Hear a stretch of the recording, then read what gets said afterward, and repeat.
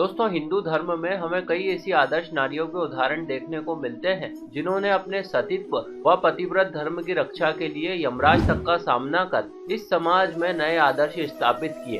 परंतु फिर भी आज कुछ अज्ञानी स्त्रियां जाने अनजाने में इस वैदिक परंपरा का उल्लंघन करके समाज की इस व्यवस्था को बिगाड़ देती है। यह औरतें कुछ पल के आनंद को भोगने के लिए पर पुरुषों के साथ संलग्न हो जाती है, लेकिन इस सब के ठीक विपरीत महाभारत काल में एक बार ऐसा हुआ था कि एक व्यक्ति ने अपनी पत्नी को किसी दूसरे पुरुष के साथ संबंध बनाने के लिए स्वयं प्रेरित किया था ताकि किसी प्रकार से वो गर्भवती हो सके। तो चलिए कथा विस्तार से सुनते हैं, लेकिन कथा शुरू करने से पहले यदि अभी तक आपने इस चैनल को सब्सक्राइब, वीडियो को लाइक व शेयर नहीं किया है तो जल्दी से कीजिए ताकि आगे भी आपको सनातन धर्म से जुड़ी ऐसी ज्ञानवर्धक व रोचक जानकारियाँ प्राप्त होती रहे। नमस्कार और एक बार फिर स्वागत है आप सभी का आपके अपने वीडियो कलेश यूट्यूब चैनल पर।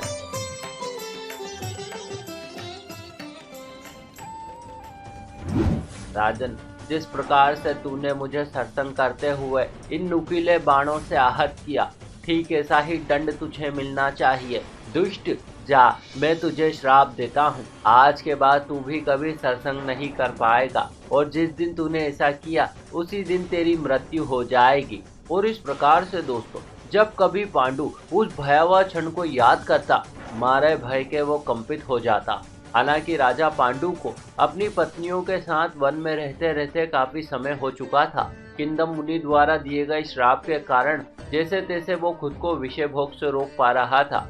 वैसे महलों के सुख और ठाट बाट से दूर इस निर्जन एकांत वन में उसे ब्रह्मचर्य का पालन करने में काफी सहायता मिल रही थी। लेकिन फिर भी कभी वो उस मनहूस दिन को याद करता तो पश्चाताप के कारण ना चाहते हुए भी अपना माथा ठोकने लगता।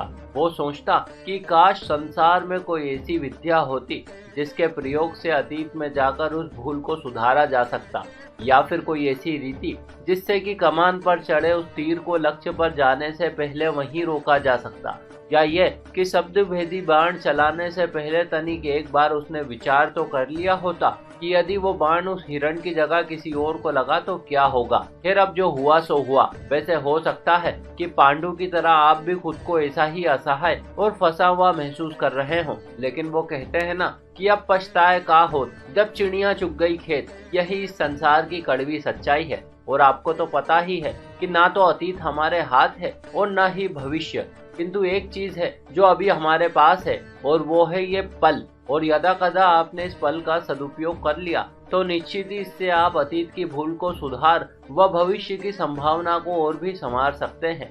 ठीक यही विचार पांडु के मन में भी आया। उसने सोचा कि यदि उसकी मृत्यु हो गई तो आखिर उसके वंश का क्या होगा। यदि सब कुछ ऐसा ही चलता रहा तो निश्चित ही कुरुवंश का विनाश हो जाएगा। बस इसी भाव के चलते एक दिन उसने अपनी ज्येष्ठ पत्नी कुंती से कहा, देवी, हो सकता है कि मेरी यह बात तुम्हें थोड़ी अप्रिय व असभ्य लगे, लेकिन फिर भी मैं तुमसे कहता हूँ, मेरे मत से तुम्हें किसी ऋषि के साथ सरसंग कर लेना चाहिए ताकि किसी प्रकार से तुम्हें गर्भ धारण हो जाए और तुम हमारी संतान को जन्म दे सको। लेकिन दोस्तों, कुंती इस सब के लिए तैयार नहीं थी। कहीं न कहीं उसका पतिव्रत धर्म उसे इस सब की सहमति नहीं देता था।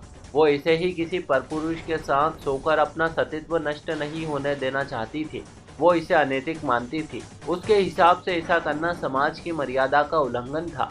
इस पर पांडु ने उसे एक कथा सुनाई। देवी, प्राचीन काल में स्त्रियां पूरी तरह से स्वतंत्र थी। वे जिसके साथ चाहे उसके साथ संबंध बना सकती थी, जैसा पशु पक्षी करते हैं। उस समय का यही धर्म था जो नारियों को पूर्ण स्वतंत्रता देता था। इतना ही नहीं, अपितु उस समय की स्त्रियां व पुरुष भी इसका आनंद खुशी खुशी भोगते थे। लेकिन बाद में इस नियम को श्वेत केतु नामक एक ऋषि ने बदल दिया। बात उस समय की है जब श्वेत केतु बालक हुआ करता था और ऐसे ही एक दिन एक अनजान व्यक्ति श्वेत केतु की माँ को विषय भोग करने के लिए ले जाने लगा।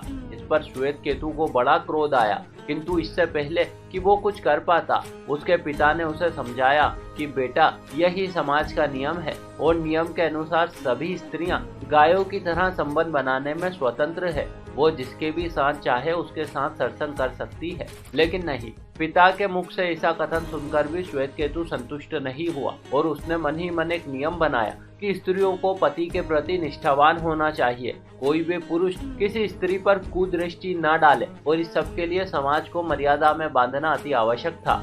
इसकी शुरुआत उसने ब्राह्मणों पर मर्यादा नियमों को आरोपित करके की, क्योंकि समाज में बौद्धिक और चारित्रिक नेतृत्व का दायित्व ब्राह्मणों का था। इसीलिए ब्राह्मणों को मर्यादित करना सर्वाधिक आवश्यक था। साथ ही परपुरुष के साथ समागम करने को महापाप की संज्ञा दी गई। बस तब से ही सभ्य समाज पर जोर दिया जाने लगा और समाज में परिवारवाद को बढ़ावा मिला। सभ्य परिवार से सभ्य समाज का जन्म हुआ और इससे सभ्य राष्ट्र जन्मा। इस प्रकार से महाराज पांडु ने अपनी कथा पूरी की। इस पर कुंती ने उन्हें बताया कि कैसे अतीत में उसे महर्षि दुर्वासा से संतान उत्पत्ति का मंत्र मिला, और इसके बाद की कहानी तो आपको पता ही है। किस प्रकार से कुंती ने न्याय के देवता धर्मराज से युधिष्ठिर, वायु के देवता पवन से भीम और देवताओं के देवता इंद्र से अर्जुन को जन्म दिया, जबकि माद्री ने कुंती की सहायता से अश्विनी कुमारों का आह्वान कर नकुल और सहदेव को जन्म दिया। तो दोस्तों, महाभारत के आदि पर्व की ये कथा यहीं समाप्त होती है। आशा करते हैं आपको हमारा प्रस्तुतिकरण व प्रयास जरूर अच्छा लगा होगा। आपने हमें इतने प्रेम से सुना, इस सब के लिए आपका बहुत बहुत आभार। मिलते हैं आपसे अगले वीडियो में।